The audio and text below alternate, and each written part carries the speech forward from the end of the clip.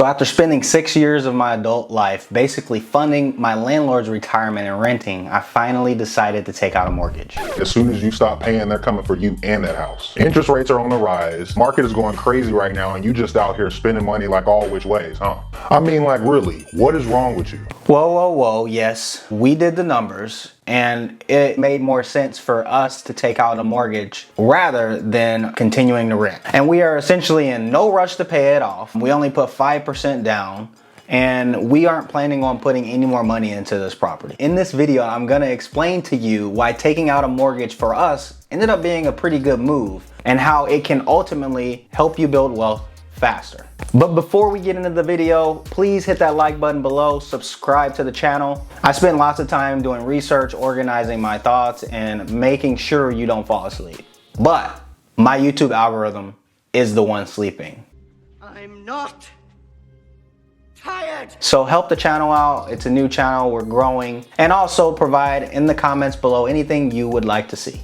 Back to the video. So before we dive too deep into mortgages, I'd like to start by saying that this video is based on my opinion and experiences only. And because of my engineering background, most of the time it's gonna be deeply rooted in numbers. With that being said, I think having a very strong financial foundation is essential to wealth building. I'm debt free, and I have been for quite some time. I came out of the school with over $52,000 in debt, and it took me a little over 4 years to pay all of that off and get to the fund net worth of 0. I share this information to say that we ain't out here being scandalous.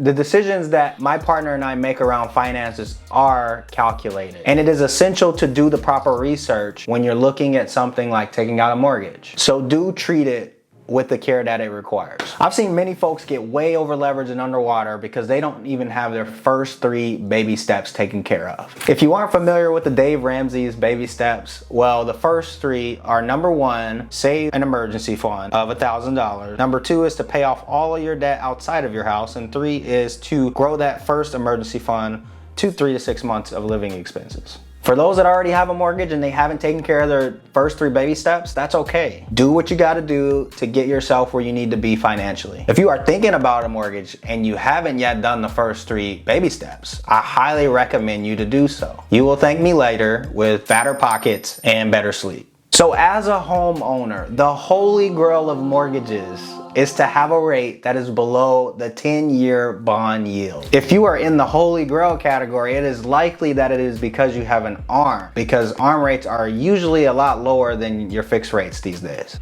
Well, a holy grail mortgage owner is essentially living in their home for free. And they really shouldn't be in a rush to pay their mortgage down. And you say, why? Well, let's say in this situation, you had the holy grail mortgage and you had more money coming in and you're like, should I throw this at the house or should I invest it differently? If you actually had that extra money, it would make more sense for you to just invest directly into the 10-year bond yield. Easy, low risk gains, baby. To be within that select few group of people, as of August of 2022, your mortgage rate would have had to have been lower than the 10-year bond rate of 2.68%. Probably not happening unless you're buying the house for mommy and she somehow gave you a rate. That is the holy grail. Now, the second best option, the one that we fall into, is to have a negative real rate mortgage. Although you aren't technically living for free, you kinda are. The reason we are in no rush to pay off our mortgage and will be just paying the minimum monthly payment required to keep the banks happy is because we have a negative real rate mortgage. We took out a 5-year ARM at 4.375%, and the latest inflation number as of this August is 9.1%. So if you take our mortgage rate and you subtract it by the current inflation number, you get a negative 4.725%, which means that it is a negative real rate. Now, if you look back at 2021 or even 2020, you'd think we were insane to be taking out a mortgage rate at 4.375%. Well, as of this year, that's considered low. If we look historically at the mortgage numbers relative to the inflation, if you had taken out a 30-year fixed rate from mid-2020 until now, you would have ended up with a negative real mortgage rate. So if you're trying to find out if you have a negative real mortgage rate or not, you just simply take your mortgage rate and subtract it by the current inflation numbers. You still talking about borrowing money from the bank. You talking about negative real mortgage rate, positive real mortgage mortgage rate, you still got to pay that monthly payment. This is why I think it's very important to drive the mindset away here. So let's say that I borrowed a chocolate bar from you. What are they selling? Chocolates! What?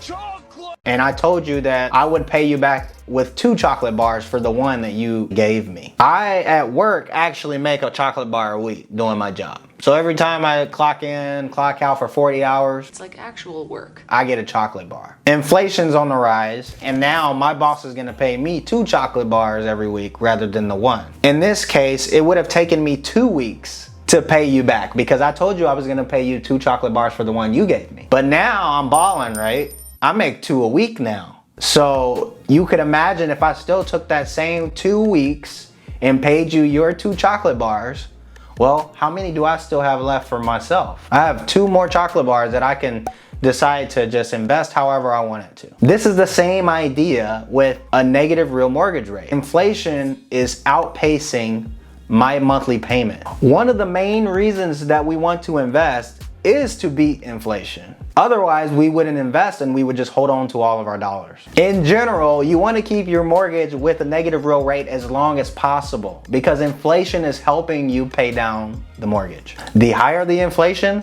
the more the real cost of your debt gets inflated away. With our negative real rate working for us, we've decided to take the extra money that we would have aggressively paid our mortgage with and invest in stocks. So you think you beating the banks. You got a cute little rate, but the banks are still taking your money. No. The bank still gets a win here. For all those people that just have money sitting in a savings account, you don't think the bank is using that money to lend out? But you get to play their game as well. Within these times, my enthusiasm for stocks is higher than ever. There hasn't been a time in my financial journey yet where I have been well positioned to dollar cost average even more aggressively into the market because our mortgage is taken care of and we have extra money left over. The moral of the story here is to always compare your expected returns on your investments outside of your mortgage with your mortgage rate. If you are a renter and you don't really see yourself able to get into a mortgage currently, consider investing that money rather than it sitting in cash. Categories like consumer staples, healthcare, utilities, oil, the things that are getting more and more expensive around you are great options to invest in a high inflationary environment. Public real estate ETFs or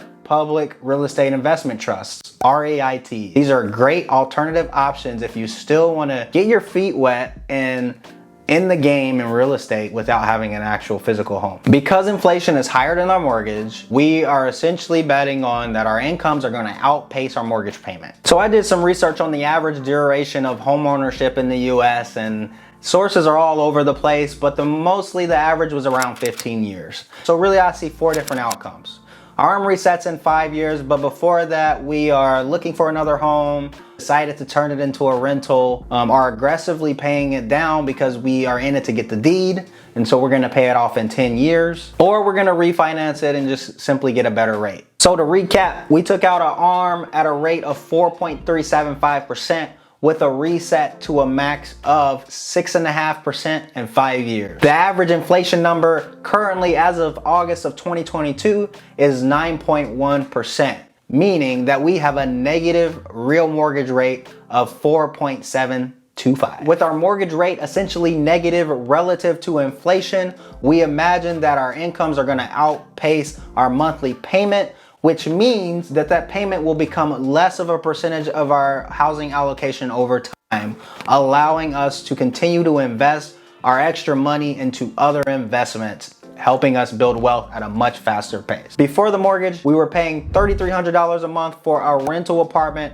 in Portland, 2 bedroom, 2 bath with a loft, and we turned the loft into an office. Now we're in a house, 4 bedrooms, 3 baths. It's great. On top of that, all of our money isn't going into our landlord's pocket. It's also going into our escrow as a principal on the mortgage, kind of like a forced savings account. Taking all this into consideration with closing costs for when we bought the house, it would take us 5.5 years to come even with if we were renting from someone else. Some people may say that's a lot of time. I'd like to see it as there is less risk of our payment allocated for housing being too variable, because the landlord could increase our rent to whatever they wanted based on the market. Now it's locked in. We know how much of our income has to be allocated to that payment, and it can only become less and less now going forward. The people that are losing in a negative real rate environment are those that are holding on to too much cash, are way over leveraged or have too much debt, or just simply